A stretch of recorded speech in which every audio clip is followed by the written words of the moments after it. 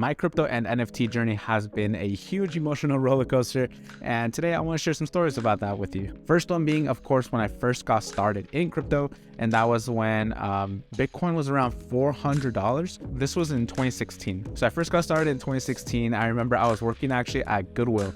I was the person that went out and I took couches off of trucks and I took the clothing bags from people when they wanted to donate them. And it was an interesting experience working at Goodwill. But man, I vividly remember being in that back, and at the same time, every single time I had some downtime, I would take out my phone, I would look at the Coinbase app and check out how much my Bitcoin went up or down. And at that time, Bitcoin was around $400. So you can imagine that every single dollar that it moved, I was super invested into it, emotionally and mentally, of course. And so at the time, I didn't know anything about trading. That was kind of my first involvement in this whole concept of trading assets. Most people, when they first get into crypto, they come from a world of stocks, or they went on Robinhood, or maybe now with Cash App and they got some Bitcoin out of that. Then they slowly transition into other platforms like Coinbase, Binance, whatever. Not for me. I went all into Coinbase. And again, this was the time when Bitcoin was the only asset on Coinbase. And I remember I created multiple accounts because at the time there was no such thing as KYC. Now, if you don't know what KYC means, KYC stands for Know Your Customer, and also AML, Anti-Money Laundering. So the whole idea is that when you sign up for one of these platforms like Coinbase, Binance, or KuCoin or whatever, typically here in the US, they require you to put up your identity because the IRS wants to track you, right? The government. But at the time, there was no such regulations. So I created multiple accounts on Coinbase. I created with multiple emails, and I was just putting in money. And I remember I had a good amount of money saved up and I wanted to buy Bitcoin, but I was actually talking to my dad about it, and he didn't want me to get into it because he heard about all the stories about how Bitcoin was associated with the black market. It just had a negative connotation, and it was associated with people who were thieves. And so my dad didn't want me involved in that world at all. I said, it's all good, I'm gonna go into it. And so all the money that I had saved up at the time from working at Goodwill, I put it into crypto, and it actually went up a little bit. And I made a couple dollars here and there. And so that was my first experience with Bitcoin and crypto in general. It was a great experience. And then came the time when Ethereum got put onto Coinbase. So when I first got into Ethereum, it was kind of one of the first times that Ethereum was put onto Coinbase, where it was a tradable asset. And so what I ended up doing at the time, you can see here in the screenshot, I had like around 70 Ethereum, and I went to Hong Kong because I did a semester abroad over there. Meaning I studied for one semester that counted as my college credits for my university here in California, and I did it over there in Hong Kong. But at the time, I didn't have any money, and I didn't want to put stuff on credit cards, and I didn't want to ask my parents for money. But I remembered I had that 70 Ethereum.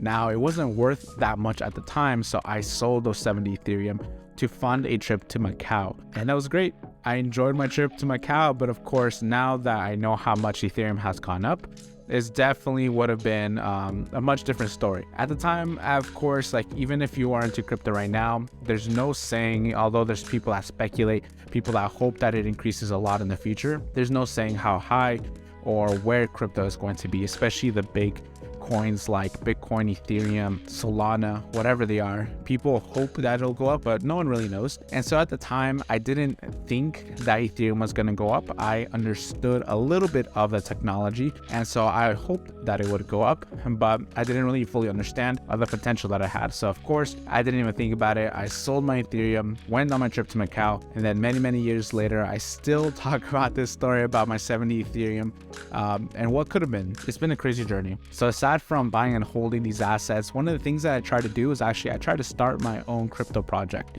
And of course, this was not the success that we were hoping. It was a tokenized gambling project where people could gamble using crypto. And we already know that there's a bunch of them out there now. But at the time, there was only a couple of them. So we figured that this was a great market to get into. And so we tried to do it. At the time, there was this token called Fun. There's a project, I don't remember exactly what the full name of the project was, but it was called the Fun token, the token itself.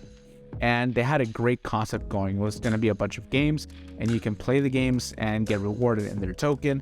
And so we kind of wanted to emulate that project. At the time, it was the times of the ICO boom with Ethereum, where you could just come out with a white paper, put it onto a website, say you wanted to do something, you had the dream of doing something, and people would just dump money into the project like crazy. You didn't have to have a proof of concept. You didn't have to have an MVP. You didn't have to have anything similar or even close to a product, a working product at all. You just had to have a website and a white paper, put it on Twitter somehow or Bitcoin Talk, and people would throw money at it. So there was a lot of millionaires made during that time. And of course, because it's crypto blockchain, especially during that time where nothing really was tracked or kept track of, a lot of people made money. A lot of people got away with scamming people. But that was one of the most interesting experiences that I've had in my crypto days. The closest thing that I can think of about those ICO days, where the ICO would come out every single day, is the NFT market. So one of the biggest things with NFTs is that it was super highly speculative. Things are very different now because of the crash that is currently happening, the bear market that's currently happening in the crypto NFT markets. But just last year or 2-3 years ago, when NFTs first started coming out, that was the modern day ICO. People would be coming out with anything, with any image as an NFT, and people would be dumping money into the project, buying up and minting all these NFTs.